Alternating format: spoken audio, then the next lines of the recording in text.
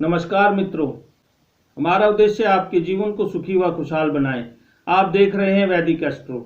आज हम बात करने जा रहे हैं 2020 में रक्षाबंधन का पर्व कब मनाया जाएगा और राखी बांधने का शुभ मुहूर्त क्या होगा और भद्रा का समय क्या है, क्योंकि हमारे शास्त्रों में भद्रा काल में रक्षा सूत्र नहीं बांधना चाहिए और इसकी क्या कथा है और इसे क्यों मनाते हैं। तो मित्रों, इससे पहले यदि आपने सब्सक्राइब नहीं किया है तो सब्सक्राइब करें, लाइक करें, बेल आइकन के बटन को दबाएं। अब बात करते हैं रक्षाबंधन क्या है और क्यों मनाते हैं। वैसे तो हिंदू धर्म में बहुत सी मान्यताएं हैं और धारणाएं हैं, परंतु हम 3 मान्यताओं के बारे में बात करेंगे।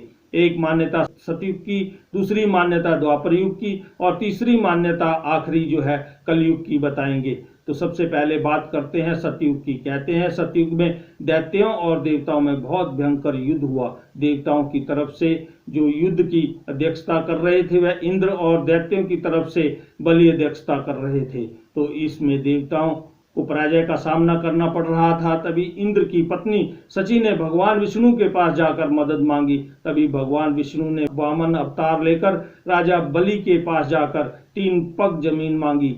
तो बलि एक दानवीर राजा था, उसने इसे स्वीकार किया। तो भगवान वामन ने एक पग में स्वर्गलोक नापा और दूसरे पग में धरती नाप ली और तीसरे पग में के लिए पूछा तो बलि ने अपने सिर को आगे कर दिया और उसे पाताल लोक में जाना पड़ा। तभी भगवान विष्णु ने वर मांगने को कहा तो राजा बलि ने कहा कि मुझे कुछ नहीं चाहिए, परंतु आप मुझे हर समय दिखाई देने चाहिए। तो भगवान विष्णु राजा बलि के द्वारपाल बने।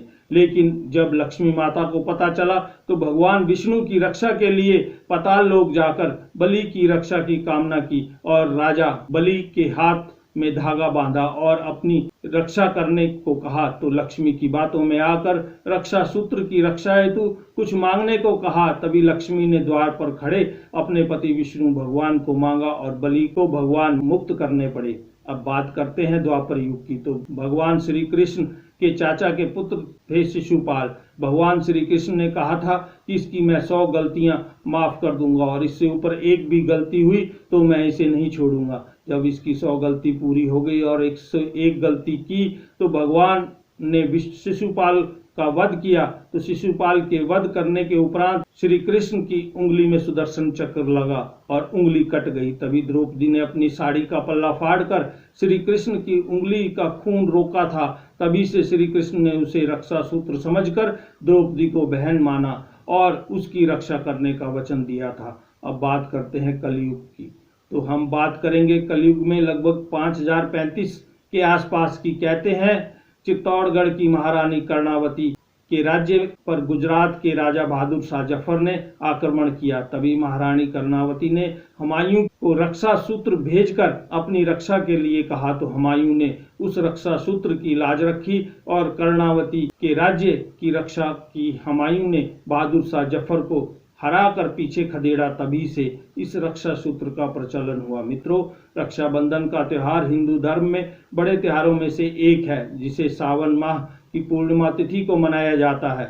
यह त्यौहार भाई बहन के प्यार का प्रतीक है। इस दिन बहन अपने भाइयों की कलाई में रक्षा सूत्र बांधकर भाइयों से अपनी सुरक्षा का वचन लेती है। मित्रों, ऐसी मान्यता है कि भाई की दीर्घायु व तरक्की व खुशियों की कामना के लिए अगर बहन शुभ मुहूर्त में राखी बांधे तो भाई सारे कष्ट से दूर रहेगा और जीवन में सुख तरक्की करेगा। मित्रों, साल 2020 में रक्षाबंधन का पर्व 3 अगस्त 2020 सोमवार को मनाया जाएगा और राखी बांधने का शुभ मुहूर्त सुबह 9:28 से 12:14 PM तक रहेगा और दोपहर का शुभ मुहूर्त होगा 1:46 से 4:26 तक और प्रदोष काल का शुभ मुहूर्त होगा शाम 7:06 से 9:14 और पूर्णिमा तिथि का प्रारंभ 2 अगस्त 2020 रविवार 9:28 यानी रात्रि से लेकर पूर्णिमा तिथि का समापन 3 अगस्त सोमवार रात्रि 9:27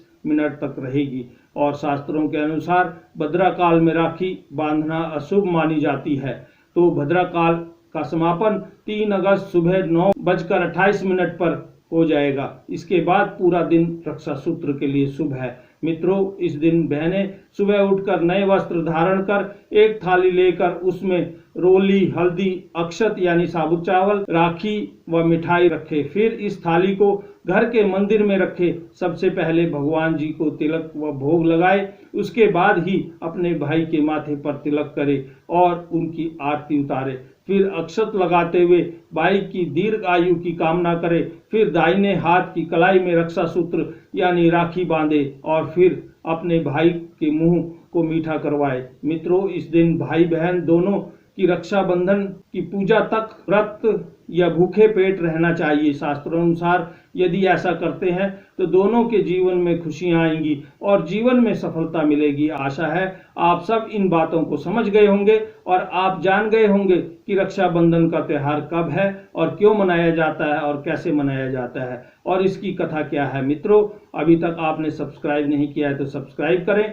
लाइक करें, बेल आइकन के बटन को दबाएं और शेयर करना ना भूलें। कहते हैं एक दूजे का हर पल अब से एक दूजे की भरपाई हो, जीवन भर ऐसे साथ रहो जैसे एक जिस्म एक परछाई हो। इसलिए भाई बहन एक दूसरे का साथ देते हुए अपने सफर में आगे बढ़े। इसी के साथ हंसते रहें, मुस्कुराते रहें और देखते रहें वैदिक एस्ट्रो।